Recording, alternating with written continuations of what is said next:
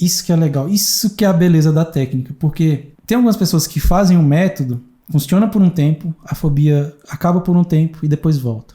Quando isso acontece, é porque existe algum conflito interno que não aceita essa cura dessa fobia. E aí, por conta desse conflito, a fobia volta. Porque tem uma parte do meu subconsciente que não está satisfeito em acabar com essa fobia. E se tem uma crença minha que não concordou com o fim da fobia, essa fobia vai voltar.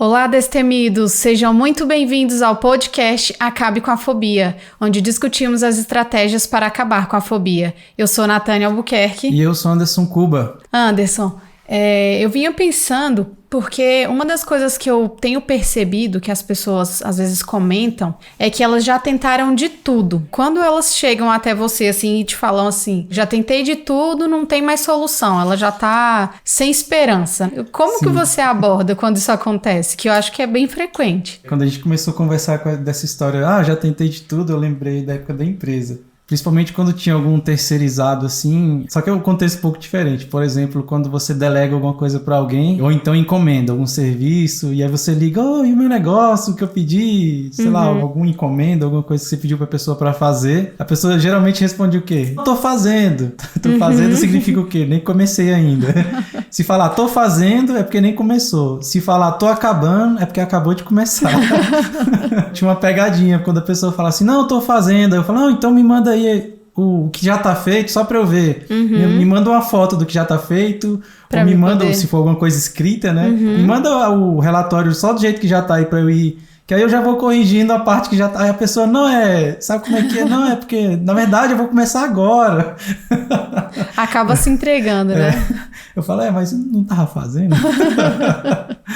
De repente eu passava alguma demanda assim mais desafiadora, e aí às vezes a equipe chegava e falava assim, Anderson, a gente já tentou de tudo, tentei de tudo pra resolver isso aqui, chefe, não dá não.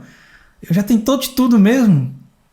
Aí quando eu falava isso, eles, não, peraí, só de você perguntar, é já verdade. tentou de tudo mesmo? A pessoa olha pro nada, não, calma aí, peraí, me dá mais uns 2 dias. Aí 2 dias depois, chefe, já tentei de tudo, eu falei, tentou de tudo mesmo? Sim. A gente tentou de tudo, não tem como resolver isso, não tem jeito. Aí eu falei, então beleza. Então faz o seguinte, me fala aí, quais foram as coisas que vocês tentaram? A gente tentou isso, e beleza. Eu falo, e agora de tudo isso que vocês tentaram, me fala o que vocês não tentaram. Aí eu... Faz a pessoa pensar, né? Exatamente. Às vezes é realmente um jogo de palavras, uma brincadeira com as palavras. Mas esse jogo de palavras faz a gente pensar, faz a gente, por exemplo, e eu realmente às vezes insistia nisso, mas beleza. Agora, de tudo que vocês tentaram, me fala o que vocês não tentaram. E de tudo que vocês não tentaram e nem pensaram, me fala aí as coisas que vocês nem pensaram que poderia fazer. Parece um pouco óbvio, né? Sim. Não, se a pessoa tentou de tudo, ela tentou pensar tudo possível. E não, a gente vai pensar dentro dos limites das coisas que a gente está acostumado a pensar, dentro das ideias que a gente está acostumado a ter. Tem aquela frase de Facebook, não sabendo que era impossível, foi lá e fez. E é bem por aí mesmo, tem coisas que a gente... por causa de crenças limitantes, ou porque eu acho que não dá, então as ideias não vêm, as possibilidades não têm. E aí, trazendo para a fobia, quando as pessoas chegam para mim, aí o meu cérebro já tá treinado, né? Eu já tentei de tudo. Tá bom, me fala aí o que você já tentou. A pessoa, já tentei terapia, já tentei isso, já tentei tomar chá de não sei o que lá das quantas, já tentei rezar para tudo quanto é santo e nada. Já tentei de tudo, eu tô vindo aqui, mas eu não tô nem acreditando mais que vai dar certo. Tipo, eu vim por vir mesmo, só pra ver o que tem aqui.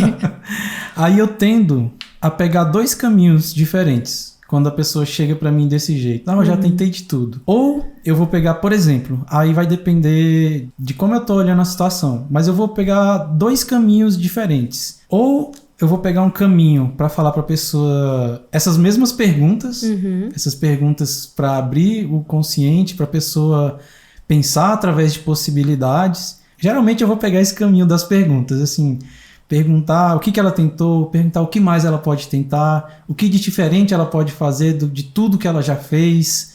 E isso vai abrindo possibilidades. E aí tem alguns contextos que não, que vamos direto para a técnica. É totalmente diferente. Eu falo, não, nesse caso aqui, a gente precisa pegar tal técnica aqui do método para acabar com a fobia e fazer. Então, geralmente eu vou me bifurcar entre essas duas possibilidades. E como que você consegue fazer esse filtro entre a pessoa que você pode questionar, indagar ali, ou aquela que não, essa aqui eu preciso ir direto para a técnica com ela? Geralmente eu vou nesse caminho de instigar a pessoa, né? Porque acaba gerando um aprendizado. Sim. Né? Então eu sempre vou pelo caminho que gera mais aprendizado para a pessoa. Eu tendo a seguir esse caminho. Vai depender muito de alguns contextos. Por exemplo, hoje a gente 99% é virtual. Então, pela internet, passa pelo caminho da pessoa aprender a técnica, aplicar em si mesmo para ter o resultado. Se é uma pessoa que está estudando a técnica para aprender e fazer em si mesmo, quando ela chega para mim falando que já fiz de tudo, é porque provavelmente ou ela pulou uma parte da técnica ou ela está errando alguma coisa, e aí até esse errando eu coloco entre aspas, porque não necessariamente a pessoa está cometendo erros de propósito. Às vezes só nessas perguntas a pessoa acha a solução, e isso é muito, mas muito, muito melhor do que eu apontar a solução. Tem diversos motivos para eu querer fazer desse jeito. A pessoa buscar a solução, porque primeiro é um aluno, a pessoa está aprendendo a técnica, então ela está se pondo numa posição ali de aprendiz. Ela está aprendendo a técnica e está se esforçando para curar um problema dela, uma fobia que ela tem. Se eu chegar com uma postura muito apressada, não, você não sabe não, deixa que eu faço. Já viu isso? Quando alguém está te ensinando alguma coisa, a pessoa toma da sua mão, não, me dá aqui, deixa que eu faço, que você não sabe fazer não.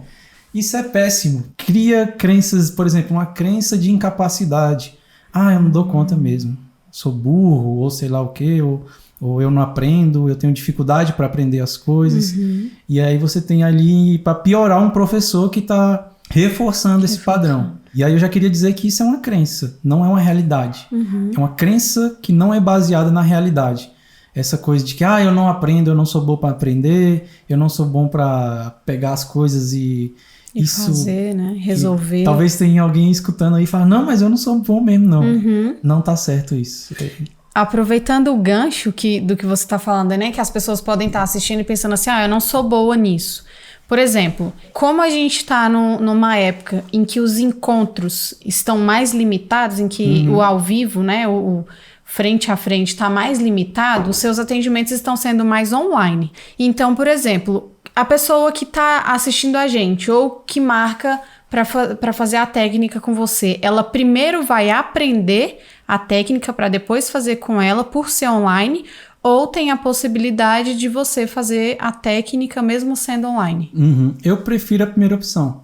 A pessoa aprender a técnica e aplicar nela mesma, porque vai ter diversos benefícios. Entendi. Se a pessoa fizer comigo, marcar uma sessão, um horário, quinta-feira, às 4h, a gente vai fazer uma sessão, abre o Zoom e eu te ajudo a acabar com a sua fobia. A fobia vai acabar da pessoa, mas ela vai perder esses outros benefícios que eu sempre falo, que só esse processo de a pessoa ter que aprender uma técnica para alterar a mente dela e acabar com a fobia, nossa, isso aí vai ter muitos ganhos para a vida. Por exemplo, uma que eu sempre falo aqui, a pessoa ela está enfrentando o pior medo dela. O pior medo dela é a fobia.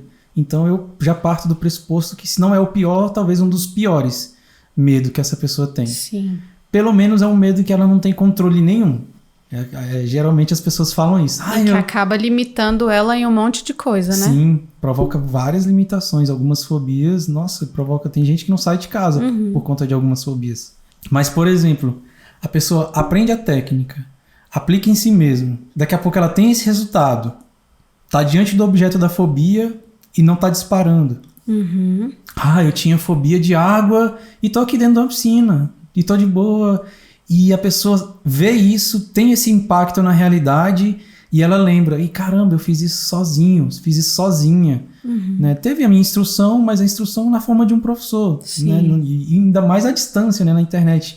isso cria ainda mais um senso de que a pessoa foi lá e resolveu isso por conta própria, sem estar lá com um terapeuta do lado, por exemplo. Não, eu peguei isso daqui, li esse material, assisti essas videoaulas, seja o que for, e a pessoa, beleza, tô pronto, vou aqui resolver a minha fobia. A pessoa reprograma a própria mente e quando vê, tá sem a fobia. Essa é a sensação que traz, sabe? De você, caramba, mudou.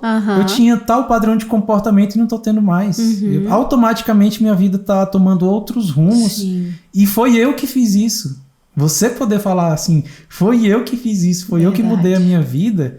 Isso tem um poder incrível, incrível.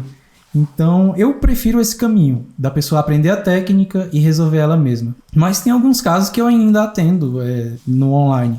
E aí a pessoa não vai ter, por exemplo, esses benefícios, não vai ter outros benefícios que a gente já até falou aqui, mas o que a pessoa quer é acabar com a fobia. Então, você quer acabar com a fobia? Beleza, vamos marcar um horário, a pessoa marca um horário comigo e pronto, e acabou a fobia. E você me perguntou sobre como que eu faço para separar, né? Quando que eu vou nesse esquema de ficar fazendo perguntas para ver se a pessoa dá um estalo lá e fala, caramba, já sei, faltou eu fazer isso e isso e tal. Quando é um aluno, uma pessoa que está aprendendo o método para superar a própria fobia, 99% das vezes eu vou por esse caminho. A não ser, quando é que eu vou pegar outra estrada? A de, não, deixa eu te ajudar aqui, vamos pegar uma técnica e vamos aplicar essa técnica ou outra coisa. Aí eu vou bifurcar entre dois caminhos diferentes agora. Primeiro a gente bifurcou em como? Ou eu parto para aquele caminho das perguntas, a gente chama de perguntas destronca cérebro, que pega para fazer o cérebro pegar no tranco. Tem algumas perguntas que liberam a criatividade, perguntas que liberam objeções, perguntas que expandem o modelo de mundo para a pessoa pensar através de possibilidades. Aí, para não usar esse monte de palavras rebuscadas, é mais fácil falar perguntas destronca cérebro. Não é esse caso de usar esse caminho das perguntas. Então, eu vou para a técnica. Indo para a técnica, aí eu também tenho duas opções, que é ou ensinar mais técnicas. Aí eu tô vendo que esse caso aqui dessa pessoa tá faltando um aparato de técnicas. De tudo que ela aprendeu, realmente, para essa fobia não é suficiente só essas técnicas que ela pegou aqui. Então, eu vou passar mais conteúdo, técnicas mais avançadas, técnicas para, de repente, ela ir mais fundo no subconsciente, de repente achar a causa da fobia, e aí vai variar de caso para caso. Então é outro caminho que geralmente eu prefiro, da pessoa estudar mais, aprender mais, mas aí a gente já está falando de fobias muito complexas, fobias muito difíceis. Eu tendo a dizer que uma fobia ela é muito difícil quando o estado emocional é muito alto.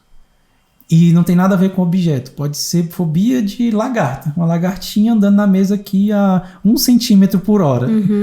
Isso não interessa. O que eu estou interessado é no estado emocional. Se a pessoa entra num estado fóbico, por exemplo, de começar a tremer, de começar a chorar, de se desesperar, correr, gritar, essa é a fobia que é mais difícil. E não por causa da lagarta também. É pelo estado emocional. Então, às vezes, a pessoa é tomada por um estado emocional tão acachapante, tão enorme, muito maior do que ela, que ela não vai ter uma serenidade para aplicar a técnica. Entendi. Então, aí a gente talvez vai precisar de, por exemplo, técnicas de preparação. Beleza, antes de pegar as técnicas de acabar com a fobia, eu vou te passar outras técnicas aqui para você se preparar emocionalmente, para ter uma força e uma resiliência emocional, para aí sim depois enfrentar a fobia. Tem alguns casos que eu falo para a pessoa, não precisa dessa preparação toda não, vai direto lá na técnica de acabar com a fobia, que eu tô vendo que, por exemplo, a pessoa consegue me falar da fobia dela sem chorar, ela consegue contar as histórias sem tremer, sem entrar em pânico, porque tem gente que só de contar um caso que aconteceu, a pessoa entra no estado fóbico e se acaba em lágrimas, por exemplo. Teve uma moça que eu atendi no 1 a 1, nesse caso não era aluna. Quando eu liguei a webcam, a primeira palavra que ela falou, ela já começou a chorar e chorar. E foi praticamente 1 hora de sessão na internet, e 1 hora ela chorando, sem parar. Caramba. E chorando. E chegou uma hora que eu cheguei a cogitar parar e fazer alguma técnica para ajudar ela a parar de chorar. Só que eu não fiz isso porque ela estava conseguindo chorar e falar. Porque tem gente que chora e para de falar e se acaba em lágrimas e não consegue mais continuar. Ela estava chorando muito, não por causa da fobia, mas por causa da interpretação que ela estava fazendo a respeito da fobia. Como é que é isso? A fobia dela foi o que eu acabei de citar. Ela já não estava quase saindo de casa mais por conta da fobia. Imagina, a pessoa reclusa dentro de casa por causa de uma fobia. Porque um dos sintomas que ela tinha era desmaiar. Aí imagina, ela tinha medo de desmaiar na rua, desmaiar em qualquer lugar e de repente ser atropelada, acontecer um acidente. Então ela estava reclusa já dentro de casa. É um dos sintomas mais fortes que a pessoa pode ter com a fobia, é isso, é acabar desmaiando. E ela, era um sintoma que vinha muito rápido para ela. Ela, Anderson, já começa a escurecer as vistas e aí eu fico morrendo de medo de desmaiar. E parece que quando eu tenho medo de desmaiar, aí que piora mesmo. Parece que quando a gente tem uma fobia, quanto mais você tem medo que aconteça uma coisa ou que o objeto da fobia apareça, aí é que ele aparece mesmo. Sim. É aquele negócio do radar que a gente falou num dos podcasts anteriores, né? Sim.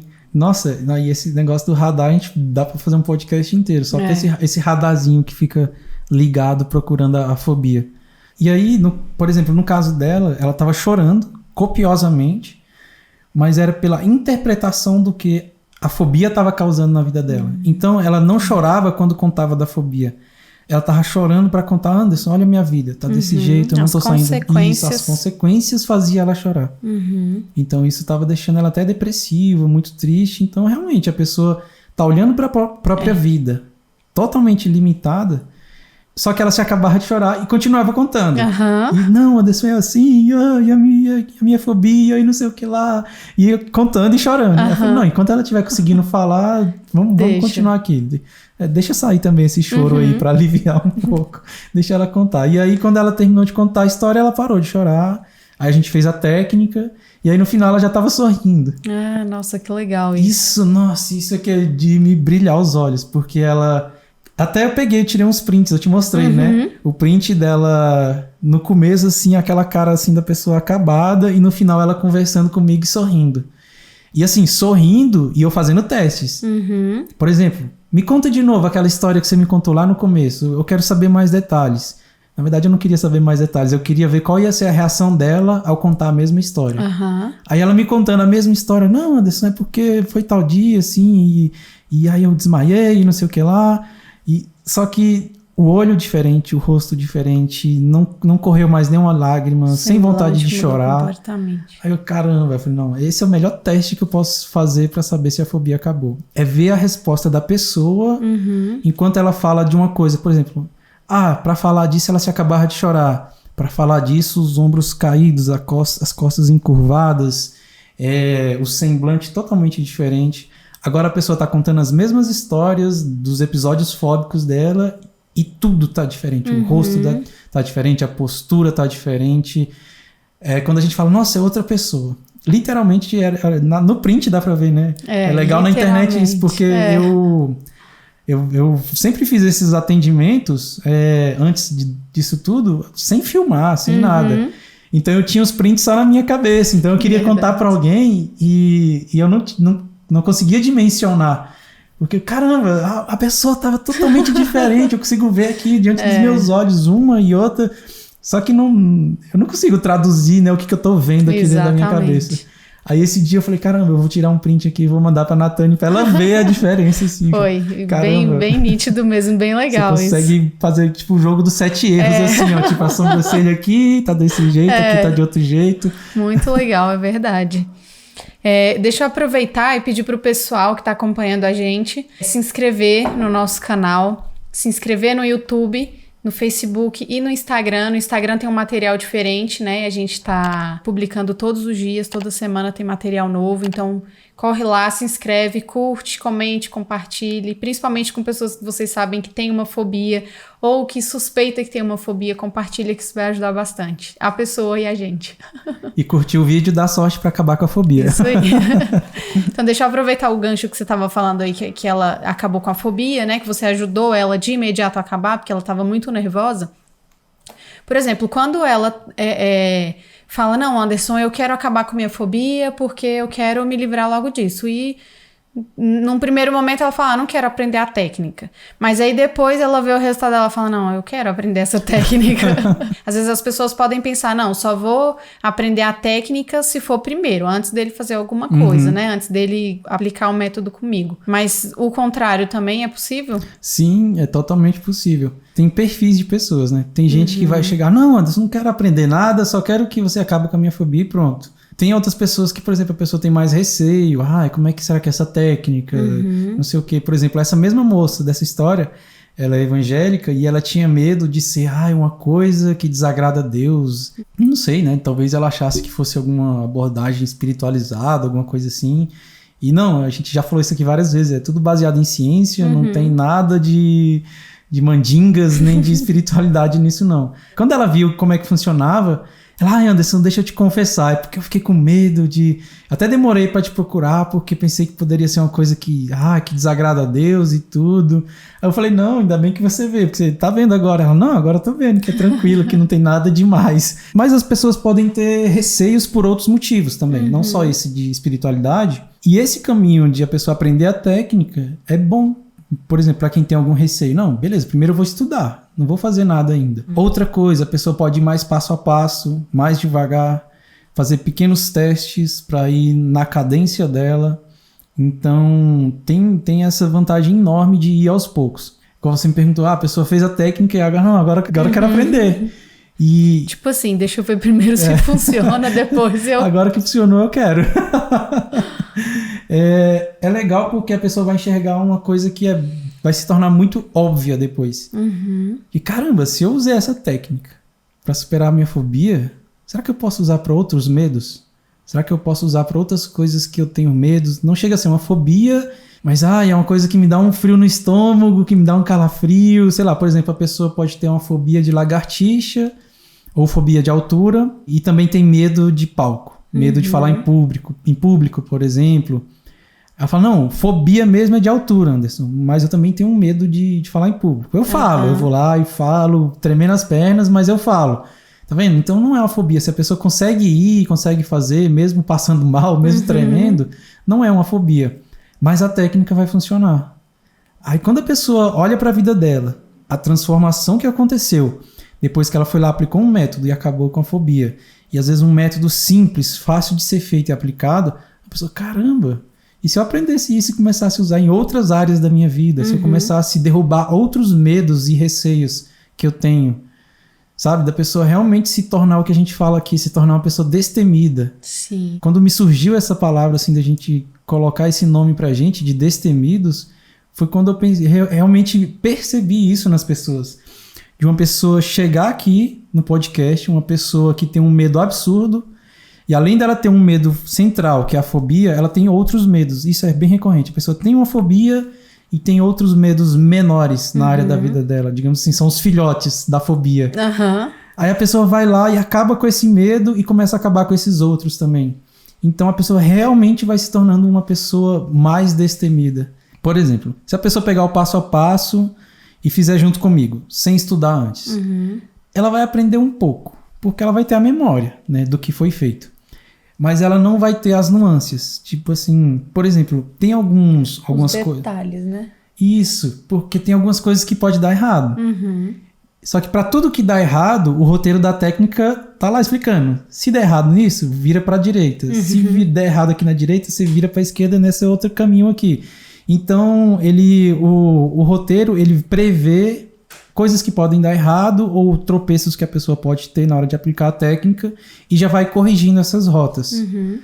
Se a pessoa tiver só a memória do que eu fiz com ela, ela vai ter só a memória... Por exemplo, digamos que foi uma fobia muito fácil, muito fluida e não teve nenhum desses percalços. Beleza, a pessoa só aprendeu a resolver quando dá tudo certo. Quando dá algum chabu, que algum detalhe dá errado... Ela vai falar, ixi, e agora? Quando acontece isso, o que eu faço? É igual o manual, né? Você tá montando... Ixi, deu errado, e agora? E agora? Eu só sabia fazer quando dá certo. Quando dá errado, eu não sei o que eu faço. Então, eu mesmo, quando comecei a aprender essa técnica, eu vi uma pessoa fazendo e tomei nota e falei, cara, não, isso é muito fácil, eu faço. E eu achei uma pessoa que tinha uma fobia e apliquei e deu certo. No meu caso, eu dei sorte, porque com essa pessoa que eu fiz de cara, deu certo. Aí foi quando eu fui ficando apaixonado por isso. Eu falei, caramba, isso é muito doido. A pessoa tinha uma fobia e agora ela não tá lá, a pessoa não tá com medo mais. Caramba, eu quero aprender mais e tal. E foi quando eu fui me aprofundar. E aí, quando eu fui pegando uns casos mais difíceis, que eu fui vendo, tem casos que eu vou precisar de mais ferramentas, vou precisar de mais estratégias. Sempre o que dá mais trabalho é a emoção. Emoção muito forte. A pessoa, igual essa moça, que se acabava de chorar. E tem pessoas que têm reações físicas muito fortes. Tinha uma moça que ela chegava a sentir dores fortíssimas no braço. Ela falou, Anderson, chega às vezes à noite que eu coloco assim na água, no gelo, de tanto que tá doendo no meu braço. Ela falou, não sei se é porque eu fico apertando assim a mão, ou se mesmo com a mão aberta eu fico tensionando aqui. Dor. A fobia provocava dor física nela.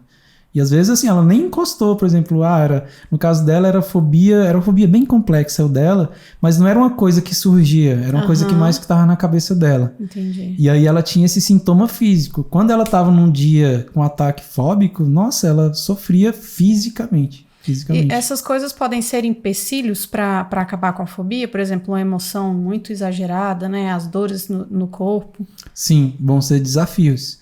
Por exemplo, essas pessoas lá, voltando lá no início de hoje, quando a pessoa, já tentei de tudo. E aí, quando a pessoa fala, já tentei de tudo, provavelmente ela tentou as técnicas mais básicas, tentou digamos assim, as dicas mais fáceis de aplicar, ou seja, tentei de tudo e não deu certo. Provavelmente ela esbarrou em alguma dessas barreiras. Ou uma emoção muito forte, ou uma reação física muito forte. Tem uma coisa que pode acontecer. Vamos supor que... Tá aparecendo na câmera? Tá. Vamos supor que esse copo aqui são os neurônios lá no meu cérebro onde está a minha fobia. Beleza, isso aqui é a fobia. E digamos que isso daqui é uma outra área da minha vida que não tem nada a ver com a fobia. Por exemplo, uma crença de merecimento ou uma crença de pertencimento, uma crença que é muito forte, muito fundamental para a minha felicidade. Eu só vou ser uma pessoa feliz se eu tiver isso. Se essas duas coisas estiverem associadas, eu tô falando bem de forma genérica, tá, gente? Se essas duas coisas estiverem conectadas e associadas, qual é a crença que vai existir de pano de fundo? Se eu acabar com a minha fobia, eu não vou conseguir conquistar isso e eu não vou ser uma pessoa feliz. Nossa. Ou pior ainda, que pode ser muito mais forte. Se eu acabar com a minha fobia, eu vou começar a me colocar em risco. E aí a minha vida vai estar em risco. Por exemplo, para quem tem fobia de água, para quem tem fobia de altura, geralmente pode ter um pano de fundo desse. Se eu acabar com a minha fobia, eu vou começar a me colocar em risco e cair de um lugar alto. Vou começar a me colocar em risco e me afogar. Posso me afogar no mar, na piscina. Então pode existir um pano de fundo desse na fobia que, se eu acabar com a minha fobia, eu posso me tornar uma pessoa imprudente. Se tiver ainda que seja lá no subconsciente, a pessoa não percebe isso, tá vendo? Não percebe isso racionalmente. Não, isso tá lá numa camada mais profunda. E a pessoa, caramba. Aí às vezes numa conversa a gente consegue ir cavando isso e achar essa crença de que, caramba, eu tenho medo de me tornar uma pessoa imprudente e colocar minha vida em risco. Aí é o que a gente explicou, a gente não reduz a fobia a zero. Quando é uma fobia, por exemplo, um medo de altura. Medo de altura, eu perguntei, quando você imagina passando numa passarela de 0 a 10, onde que bate o seu medo? A pessoa, nossa, 10, eu me sinto que eu vou morrer na hora ali, só de pensar em passar na passarela, eu já tô morrendo, não preciso nem subir. Beleza, tá vendo? Isso é uma fobia. Agora uma pessoa subir uma passarela, e é uma passarela muito alta, e de repente você vê ali que tem uma parte que o corrimão tá meio quebrado, você fala, não, vou com mais cautela. Sim. Esse medo que gera uma cautela, esse é um medo natural, esse é um medo real. Saudável, né? Saudável, essa é a palavra que eu tava procurando. Um medo que faz parte da gente, e que tá bom, deixa ele ali mesmo. Agora, tem algumas fobias não, que a gente não quer que a pessoa não sinta nada, zero, assim, a gente quer tirar do medo 10 e ir para 0. De 0 a 10, quanto você tá sentindo agora? Não, 0, não sinto medo nenhum. Por exemplo, fobia de palco, fobia de falar em público. Não tem por que a pessoa manter o medo. Um rapaz que a gente contou a história dele aqui, que ele tinha fobia de falar em público, principalmente pra plateia, e ele queria fazer stand-up comedy. E não, uma hora dessa é bom que o medo seja zero mesmo. E se falar besteira? E se errar? Não, se errar, pede desculpa e conserta o erro. Se errar, treina para da próxima vez não errar mais. Não precisa ter medo. Não, beleza, essa é uma situação que eu não quero sentir medo. Então a gente zera. Sim. Agora, outros contextos onde a fobia representa um risco, por exemplo, fobias de animais peçonhentos, igual cobra, aranha. Aí é bom manter um certo receiozinho, manter um pouquinho ali do medo. Não precisa deixar o copo cheio aqui de medo, não, mas deixa um pouquinho. Se aparecer uma cobra da próxima vez, caramba, deixa eu sair daqui, mas sair sem sair quebrando, destruindo tudo. sem jogar outra pessoa em cima da cobra e sair correndo. Anderson, deixa eu aproveitar aqui, voltando um pouco no que a gente estava falando. Por exemplo, quando você está aplicando a técnica, né? E aí a pessoa fala assim, não, eu não quero aprender. E aí você está aplicando a técnica, mas em vez da pessoa estar ali prestando atenção no que você tá falando, assim, né? Para ela fazer a técnica, ela tá tentando aprender. Ela tá tentando fazer e aprender ao mesmo tempo. Como que você faz? Tipo, fala assim, não, eu não quero aprender não, mas aí na hora que tá fazendo... Aí você tá lá fazendo e a pessoa tá só prestando atenção na sua fala, no que você tá fazendo e, tipo assim, tá anotando no caderninho mental dela. Tomando notas mentais. Depois eu vou anotar tudo isso no papel que eu vou fazer as duas coisas ao mesmo tempo. Eu vou fazer a técnica e vou aprender. Tem aquela desvantagem lá, que eu já falei, numa aplicação da técnica eu não vou usar todos os recursos. Eu vou usar só os recursos necessários. Se tá indo fluido, tá indo aqui certinho, tá evoluindo, show. Deu uma travada. Para esse tipo de travada, por exemplo, a pessoa tá com emoção muito forte. Anderson, só de eu fechar os olhos, meu Deus, já não dou conta nem de fechar os olhos. Beleza, então vamos fazer de olhos abertos. Pode. Tá vendo?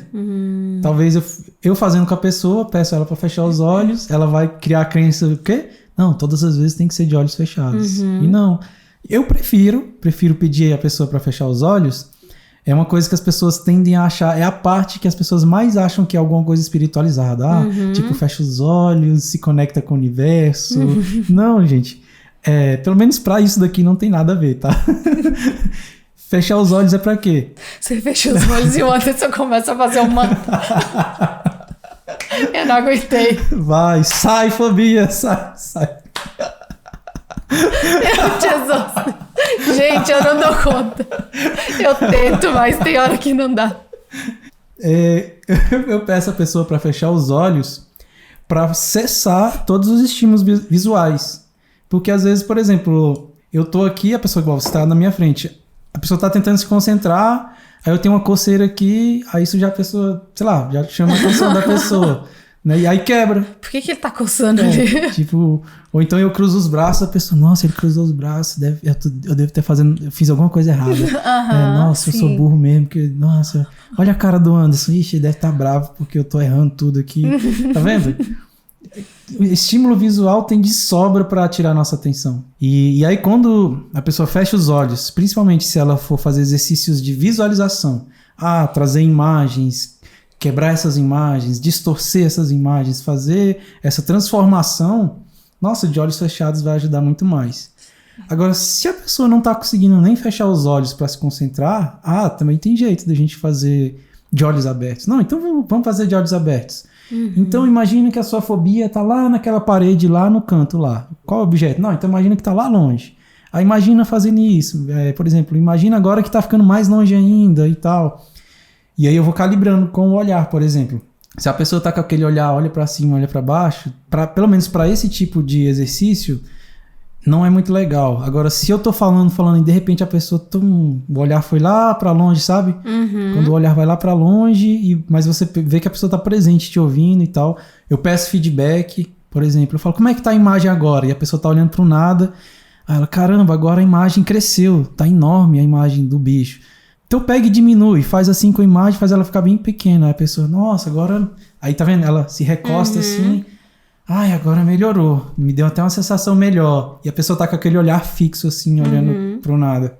Por exemplo, quando esse olhar fixo não vai ser um bom sinal. Se eu peço pra pessoa procurar opções. E se você fosse fazer alguma coisa de diferente com essa imagem, o que você faria? geralmente o olhar vai tender a... Sabe quando a pessoa tá tentando lembrar alguma coisa? Aí fica assim... procurando, né? O olho tá procurando, é porque o cérebro tá fazendo isso internamente. Isso é quase que uma metáfora visual pra gente saber que a pessoa tá procurando. Ela tá, não sei... Aí vira a cabeça, aí realmente ela tá pensando e procurando alternativas. Opa, se eu pedir para ela pensar em possibilidades, esse é o tipo de resposta que eu quero ver. E não a pessoa ficar olhando pro nada e... Se eu tô... Aí eu já vou achar que ela realmente foi para além, não tá nem me ouvindo mais. Tá pensando lá nas compras, nossa, acabou o arroz lá em casa e tal. E eu tô falando sozinho aqui. Pessoal, pode buscar aqui nos podcasts... Aos poucos a gente está expandindo esse assunto. A gente já falou muito aqui sobre obstáculos. Um outro obstáculo que pode ter, além desse, por exemplo, a pessoa não consegue fechar os olhos. Um obstáculo que muita gente enfrenta. Anderson, quando eu tento imaginar, parece que minha tela mental fica em branco, some tudo. Tem várias técnicazinhas que, para a pessoa resgatar essas imagens que estão fugindo da tela mental e trazer de novo aqui para cá, para eu poder fazer o meu exercício de visualização. As pessoas podem voltar aí no podcast para assistir, mas para hoje o que eu tô querendo dizer, tá vendo essa pessoa que tá tentando aprender enquanto eu tô ensinando, enquanto eu tô fazendo a técnica com ela? Se não acontecer esses problemas com ela, ela não vai aprender essa parte desses problemas. Então, digamos assim, aprendeu pela metade a técnica. Um outro problema, ela está dividindo a concentração dela em duas. Uma parte está aplicando o método e a outra parte está tomando nota mental para lembrar de depois como é que faz. Mas se for mulher, dá certo, né? Porque todo mundo fala que a mulher consegue fazer duas coisas ao mesmo tempo. Acontece isso aí. Será que dá conta mesmo? Eu sei que eu não dou conta. Tem muitos estudos sobre isso aí, mas não vou nem entrar nessa seara, não. E eu percebo, isso que é legal, assim, quando a pessoa tá fazendo comigo, eu percebo que a pessoa tá prestando atenção, ao invés de fazer o exercício, tá prestando atenção nos detalhes da técnica, tentando entender. Aí eu uso umas artimanhas, umas artes ninjas pra driblar isso. Por exemplo, uma coisa que eu faço às vezes, acelerar minha voz. Igual um narrador de jogador de futebol mesmo. A pessoa tá muito prestando atenção e eu começo acelerando a minha voz. Agora faz isso, agora imagina isso, agora não sei o que, não sei o que, não sei o que. A pessoa não consigo fazer as duas coisas ao mesmo tempo. Nessa velocidade não dá pra fazer as duas coisas ao mesmo tempo. Alguns sinais, por exemplo, tem vezes que eu peço pro inconsciente gerar sinais. Basicamente o sinal que o inconsciente vai me dar é responder sim ou não. Como é que o inconsciente da pessoa, a mente subconsciente, vai me responder um sim ou um não? Eu peço, por exemplo, para gerar um sinal, às vezes um leve formigamento no braço. Quando a resposta for sim, aumenta esse formigamento aqui, uma sensação na pele, por exemplo. E quando a resposta for não, diminui até sumir. Aí a pessoa vai ter que ficar me falando, eu falo, agora eu quero perguntar para o seu inconsciente isso, aquilo, se essa técnica... Aí depende da negociação que a gente está fazendo. Mas, por exemplo, uma pergunta que eu faço muito, que a gente chama de verificação ecológica. Eu pergunto para o subconsciente da pessoa se ele concorda com isso que a gente está fazendo. Caramba, dá para fazer isso? Dá. Isso que é legal. Isso que é a beleza da técnica. Porque tem algumas pessoas que fazem um método, funciona por um tempo, a fobia acaba por um tempo e depois volta. Quando isso acontece, é porque existe algum conflito interno que não aceita essa cura dessa fobia. E aí, por conta desse conflito, a fobia volta. Porque tem uma parte do meu subconsciente que não está satisfeito em acabar com essa fobia. E se tem uma crença minha que não concordou com o fim da fobia, essa fobia vai voltar. Então, por isso que você faz essa verificação. Verificação ecológica. Eu vou lá e pergunto mesmo. Quero perguntar para as partes do seu subconsciente se eles concordam com essa técnica aqui que a gente fez. Aí vai... Se sim, intensifica esse sinal aí de um leve formigamento no braço. A pessoa, nossa, quando você falou isso, me deu um formigamento aqui no braço. Ou seja, a resposta foi sim. E se não concorda com isso que a gente está fazendo, com as técnicas, que o formigamento diminui. A pessoa, se a resposta for não, a pessoa vai falar, nossa, antes aquele formigamento do nada sumiu. Na hora que você falou isso, sumiu. Não estou sentindo mais nada aqui no meu braço. Por exemplo, isso é usado às vezes com pacientes em coma. Como é que você vai conversar com um paciente em coma? Você consegue conversar com ele, a pessoa está em coma ainda, mas você faz algumas induções, não tem como a pessoa falar, né? Um formigamento aumentou, diminuiu. Mas tem vezes que a pessoa ainda tem alguns movimentos do corpo. Por exemplo, se a resposta for sim, mexe a sua mão direita. Aí às vezes a pessoa mexe só o dedinho da mão direita. Aí eu falei, caramba, ela não consegue mexer a mão toda, mas eu vi que o dedinho da mão direita deu uma leve mexida ali. Aí eu confiro. Vi que mexeu ali o dedinho da mão direita. Então, se foi realmente uma resposta sim, peço que aumente ainda mais o movimento do dedinho. Aí o dedinho, pum, lá pra cima. Eu falei, opa, foi sim. Se a resposta for não, então levanta o outro dedinho da mão esquerda. Aí a pessoa, lá em coma. Aí você fala, caramba, aí, nossa, isso é incrível. Você conversar com o subconsciente de uma pessoa que está em coma. Eu imagino, deve ser sensacional. Para poder, por exemplo, ajudar ela a sair do coma, para poder retirar ela de dentro do coma. Qualquer técnica de psicologia ou da programação neurolinguística, qualquer coisa que a gente estiver lidando com a mente da pessoa, a gente vai precisar de feedback. Sim. Eu preciso ter um feedback de se o que eu estou falando, se o que eu estou fazendo está surtindo algum efeito e que efeito. Que efeito é esse? Tá piorando? Pode piorar às vezes. Né? Eu falei, e agora? Isso que a gente fez, melhorou ou piorou? Tanta pessoa pode responder, tipo, não, Anderson, nossa, depois que você mexeu nessa imagem aí, parece que foi um embrulho no estômago aqui, tá pior. Não, então beleza, então desfaz e agora vamos fazer o contrário disso. Ai, agora melhorou um monte, nossa. Tem isso, da gente ir calibrando e eu preciso do feedback, da pessoa me responder e às vezes eu preciso que o subconsciente responda. Aí eu entrei nesse assunto porque abri um parênteses enorme. Às vezes a pessoa tá muito presente. Esse negócio de subconsciente, não sei não. Deixa eu ver mesmo. Nossa, intensificou. Será? Aí, ou então a pessoa, nossa, eu gosto tanto do Anderson e não tá vindo o negócio, a dormência no braço que ele falou que era pra eu sentir, não tá vindo. Mas eu vou me esforçar aqui, tipo assim, a pessoa tá fingindo... Vou falar que tô sentindo sem tá sentindo. Tipo, a pessoa tá forçando uma barra, tipo, não...